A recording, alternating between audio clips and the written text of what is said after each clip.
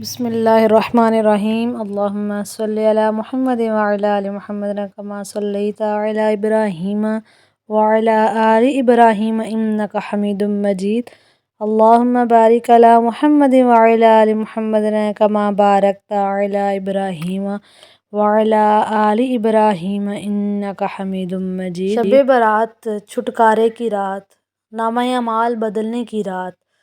آپ صلی اللہ علیہ وآلہ وسلم کا فرمان ہے کہ اللہ تعالیٰ 15ویں شب میں تمام مخلوق کی طرف تجلی فرماتا ہے اور ساری مخلوق کی سوائے مشرک اور بغض رکھنے والوں کے سب کی مغفرت فرماتا ہے۔ اللہ کے محبوب صلی اللہ علیہ وآلہ وسلم کا فرمان ہے کہ رجب اللہ کا مہینہ ہے، شعبان میرا مہینہ ہے اور رمضان میری امت کا شعبان کی مہینہ ہے۔ 15ویں رات کو کہا جاتا ہے۔ برات کا مطلب ہے چھٹکارا پانے کی رات، یعنی کہ اس مبارک شب میں اللہ تعالیٰ جہنم کی بھڑکتی آگ سے چھٹکارا دیتے ہیں۔ تو اس میں کس طرح ہم چھٹکارا حاصل کر سکتے ہیں؟ روزے رکھے جائیں، نفلی عبادات کی جائیں۔ سب سے پہلے تو فرض ہے، فرض کا تو کوئی نعم البدل نہیں ہے، فرض کو تو ہر حال میں ہم نے ادا کرنا ہے۔ نمازیں 5 وقت پابندی سے پڑھیں، وقت کی پابندی کے ساتھ، خشوع اور خضوع کے ساتھ، جتنی ہو سکے اللہ تعالیٰ کے ہاں دعائیں کیجیے، دن میں رات میں، کیونکہ اولیاء کرام کے معمولات میں سے ہے کہ 15 شعبان مغرب کے فرض و سنت کے بعد 6 رکعت 2 نفل کر کے ادا کیے جائیں۔ پہلی 2 رکعتوں سے پہلے نیت کی جائے، یا اللہ ان 2 رکعتوں کی برکت سے مجھے درازی عمر بالخیر عطا فرما۔ دوسری 2 رکعتوں میں بلاؤں سے حفاظت کی، اور تیسری 2 رکعتوں میں اپنے سوا کسی کا محتاج نہ کرنے کی۔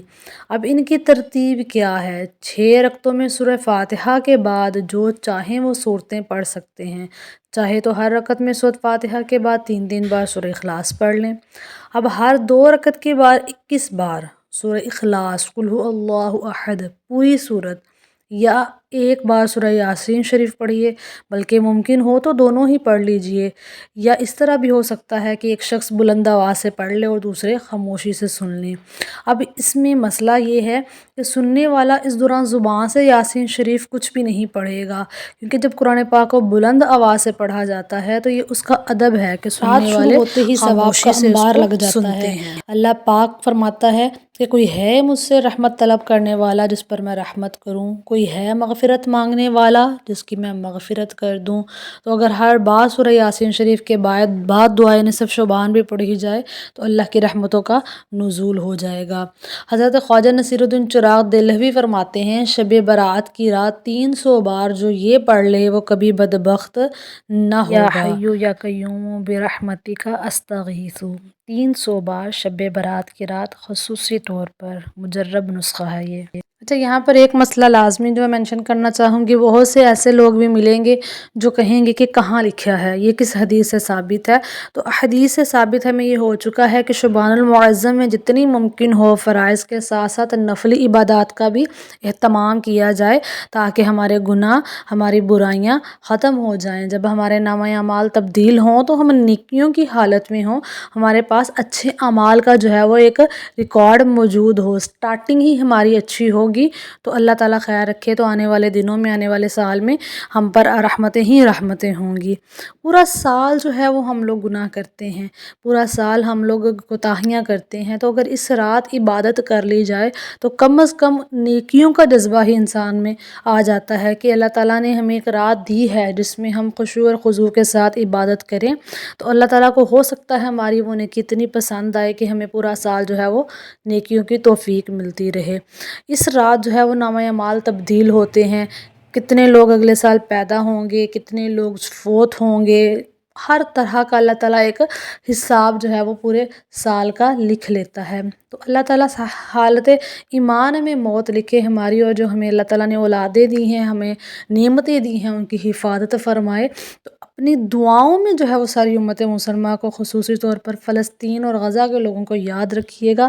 بہت مشکل وقت ہے اور بہت مشکل حالات ہیں مسلمانوں پر، تو جتنا ہو سکے رو رو کر بغیر کسی بھی شک و شبہ کے اللہ تعالیٰ کے حضور دعائیں کیجئے، اور یقین کامل رکھیے کہ اللہ تعالیٰ اپنی رحمت ضرور نازل کرے گا۔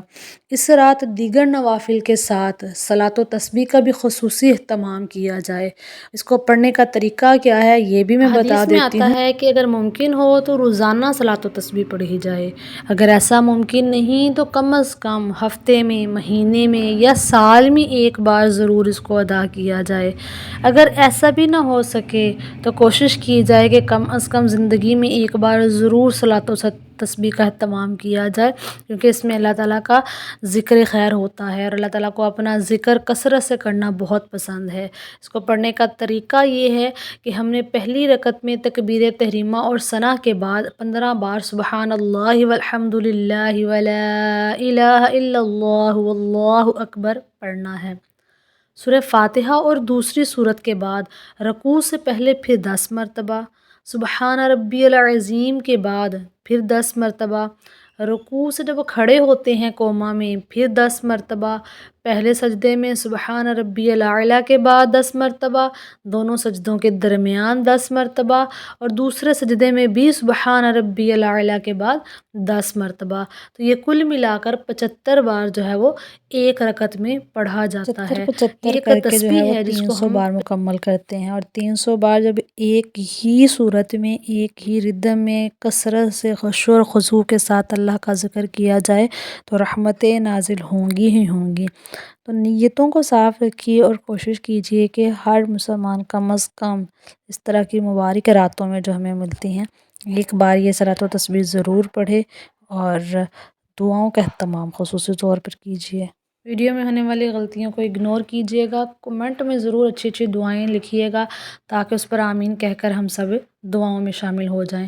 اپنا بہت سارا خیال رکھیے گا، دعاؤں میں یاد رکھیے گا۔ ملتے ہیں اگلی ویڈیو میں، تب تک کے لیے اللہ نگہبان۔